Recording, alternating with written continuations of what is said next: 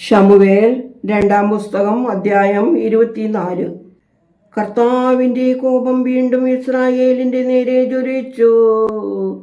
നീ ചെന്ന് ഇസ്രായേലിനെയും യഹൂദയെയും എണ്ണുക എന്നിങ്ങനെ അവർക്ക് വിരോധമായി ദാവീദിന് തോന്നിച്ചു. അങ്ങനെ രാജാവ് തൻ്റെ സേനാധിപനായ യോവാബിനോട്, ദാൻ മുതൽ ബേർഷേബ വരെ ഇസ്രായേൽ ഗോത്രങ്ങളിൽ എല്ലാം നിങ്ങൾ സഞ്ചരിച്ചു ജനത്തെ എണ്ണി ജനസംഖ്യ എന്നെ അറിയിക്കണമെന്ന് കൽപ്പിച്ചു. അതിന് യോവാബ് രാജാവിനോട്, യജമാനനായ രാജാവിൻ്റെ കാലത്ത് തന്നെ അങ്ങയുടെ ദൈവമായ കർത്താവ് ജനത്തെ ഇപ്പോൾ ഉള്ളതിൽ 100 ഇരട്ടി വർദ്ധിപ്പിക്കട്ടെ. എങ്കിലും യജമാനനായ രാജാവ് ഈ കാര്യത്തിന് ആഗ്രഹിക്കുന്നത് എന്തിനെന്ന് പറഞ്ഞു. എങ്കിലും യോവാബും സേനാനായകന്മാരും രാജാവിൻ്റെ കൽപ്പന അനുസരിക്കേണ്ടി വന്നു. അങ്ങനെ യോവാബും സേനാനായകന്മാരും ഇസ്രായേൽ ജനത്തെ എണ്ണുവാൻ രാജസന്നിധിയിൽ നിന്ന് പുറപ്പെട്ടു. അവർ യോർദാൻ കടന്നു ഗാദ് താഴ്വരയുടെ മധ്യേയുള്ള പട്ടണത്തിന് വലതുവശത്ത് അരോവേരിലും യാസേരിനു നേരെയും കൂടാരമടിച്ചു. പിന്നെ അവർ ശിലേയാദിലും തഫ്രീം ഗോപ്ഷി ദേശത്തും ചെന്നു. അവർ ദാൻയോനിലും ചുറ്റി സീദോനിലും ചെന്നു. പിന്നെ അവർ സോർ കോട്ടയ്ക്കും ഹിവ്യരുടെയും കനാന്യരുടെയും എല്ലാ പട്ടണങ്ങളിലും ചെന്നു. യഹൂദയുടെ തെക്ക് ഭാഗത്ത് ബേർഷേബയിലേക്ക് പുറപ്പെട്ടു. ഇങ്ങനെ അവർ ദേശമെല്ലാം സഞ്ചരിച്ചു. 9 മാസവും 20 ദിവസവും കഴിഞ്ഞ ശേഷം യെരൂശലേമിലെത്തി. യോവാബ് ജനത്തെ എണ്ണിയതിൻ്റെ ആകത്തുക രാജാവിനു കൊടുത്തു. ഇസ്രായേലിൽ ആയുധം പാണികളായ യോദ്ധാക്കൾ 8 ലക്ഷവും യഹൂദ്യർ 5 ലക്ഷവും ഉണ്ടായിരുന്നു. എന്നാൽ ദാവീദ് ജനത്തെ എണ്ണിയ ശേഷം തൻ്റെ മനസ്സ് വിഷമിച്ച് കർത്താവിനോട്, ഞാൻ ഈ ചെയ്തത് മഹാപാപം. എന്നാൽ കർത്താവേ, അടിയൻ്റെ കുറ്റം ക്ഷമിക്കണമേ. ഞാൻ വലിയ ഭോഷത്വം ചെയ്തു പോയി എന്ന് പറഞ്ഞു. ദാവീദ് രാവിലെ എഴുന്നേറ്റപ്പോൾ ഗാദ് പ്രവാചകന് കർത്താവിൻ്റെ അരുളപ്പാടുണ്ടായി. നീ ചെന്ന് ദാവീദിനോട്, ഞാൻ 3 കാര്യങ്ങൾ നിന്റെ മുമ്പിൽ വയ്ക്കുന്നു. അതിൽ ഒന്ന് തിരഞ്ഞെടുത്തുകൊള്ളുക. അത് ഞാൻ നിന്നോട് ചെയ്യും എന്നിങ്ങനെ കർത്താവ് അരുളി ചെയ്യുന്നു എന്ന് പറയുക.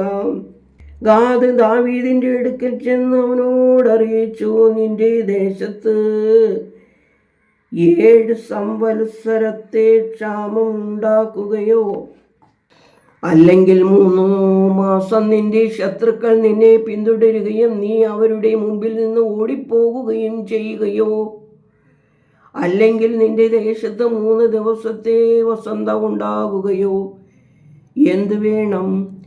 എന്നെ അയച്ചവനോട് ഞാൻ മറുപടി പറയേണ്ടതിന് നീ ആലോചിച്ചു നോക്കുക എന്ന് പറഞ്ഞു.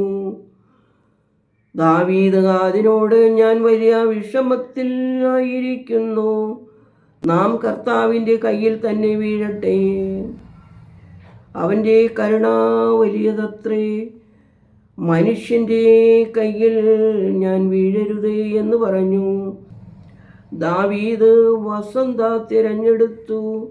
ജനത്തിൽ വസന്ത പടർന്നത് കൊയ്ത്തുകാലത്തായിരുന്നു. അങ്ങനെ കർത്താവ് ഇസ്രായേലിൽ രാവിലെ തുടങ്ങി നിശ്ചയിച്ച അവധി വരെ വസന്ത അയച്ചു. ദാൻ മുതൽ ബേർഷേബ വരെ 70,000 പേർ മരിച്ചുപോയി. എന്നാൽ ദൈവദൂതൻ യെരൂശലേമിനെ ബാധിപ്പാൻ അതിന്മേൽ കൈ നീട്ടിയപ്പോൾ കർത്താവ് അനർത്ഥത്തെക്കുറിച്ച് വിഷാദിച്ചു. സംഹാരദൂതനോട് മതി, നിന്റെ കൈ പിൻവലിക്ക എന്ന് കൽപ്പിച്ചു. അപ്പോൾ കർത്താവിൻ്റെ ദൂതൻ യെബൂസ്യൻ അരമനയുടെ കളത്തിനടുത്ത് ആയിരുന്നു. ജനത്തെ ബാധിക്കുന്ന ദൂതനെ ദാവീദ് കണ്ടിട്ട് കർത്താവിനോട്, ഇടയനായ ഞാനല്ലോ പാപം ചെയ്തത്, ഞാനല്ലോ കുറ്റം ചെയ്തത്. ഈ ആടുകൾ എന്തു ചെയ്തു? നിന്റെ കൈ എനിക്കും എൻ്റെ പിതൃഭവനത്തിനും വിരോധമായിരിക്കട്ടെ എന്ന് പ്രാർത്ഥിച്ചു പറഞ്ഞു. അന്ന് തന്നെ ഗാദ് ദാവീദിൻ്റെ അടുക്കൽ വന്നവനോട്, നീ ചെന്ന് യെബൂസ്യനായ അരവുന്നായുടെ കളത്തിൽ കർത്താവിൻ്റെ ഒരു യാഗപീഠം ഉണ്ടാക്കുക എന്ന് പറഞ്ഞു. കർത്താവിൻ്റെ കൽപ്പന പ്രകാരം യാത് പറഞ്ഞതുപോലെ ദാവീദ് അവിടെ പോയി അരവുന നോക്കി. രാജാവും അവൻ്റെ ഭൃത്യന്മാരും തൻ്റെ അടുക്കൽ വരുന്നത് കണ്ടപ്പോൾ അരവുന ചെന്ന് രാജാവിൻ്റെ മുമ്പിൽ സാഷ്ടാംഗം വീണ് നമസ്കരിച്ചു. യജമാനനായ കർത്താവ് അടിയൻ്റെ അടുക്കൽ വരുന്നത് എന്ത് എന്ന് അരവന ചോദിച്ചതിന് ദാവീദ്, ബാധ ജനത്തെ വിട്ടുമാറുവാൻ തക്കവണ്ണം കർത്താവിനൊരു യാഗം പണിയേണ്ടതിന് ഈ കളം നിന്നോട് വിലയ്ക്ക് വാങ്ങുവാൻ അത്രേ എന്ന് പറഞ്ഞു. അരവന രാജാവിനോട്, യജമാനനായ കർത്താവിന് ബോധിച്ചത് എടുത്ത് യാഗം കഴിച്ചാലും ഹോമയാഗത്തിന് കാളകളും വിറകിന് മിതിവണ്ടികളും നുകങ്ങളും ഇതാ രാജാവേ, ഇതെല്ലാം അരവന രാജാവിന് തരുന്നു എന്ന് പറഞ്ഞു. അങ്ങയുടെ ദൈവമായ കർത്താവ് അങ്ങയിൽ പ്രസാദിക്കുമാറാകട്ടെ എന്ന് അരവന രാജാവിനോട് പറഞ്ഞു. രാജാവ് അരവനായോട്, അങ്ങനെയല്ല, ഞാൻ അത് നിന്നോട് വിലയ്ക്ക് വാങ്ങുകയുള്ളൂ. എനിക്ക് ഒന്നും ചെലവില്ലാതെ ഞാൻ എൻ്റെ ദൈവമായ കർത്താവിന് ഹോമയാഗം കഴിക്കുകയില്ല എന്ന് പറഞ്ഞു. അങ്ങനെ ദാവീദ് തോട്ടവും കാളകളെയും 50 എസ്തീറാക്കി വാങ്ങി. ദാവീദ് കർത്താവിന് അവിടെ ഒരു യാഗപീഠം പണിതു. ഹോമയാഗങ്ങളും സമാധാനയാഗങ്ങളും കഴിച്ചു. അപ്പോൾ കർത്താവ് ദേശത്തിൻ്റെ പ്രാർത്ഥന കേട്ടു.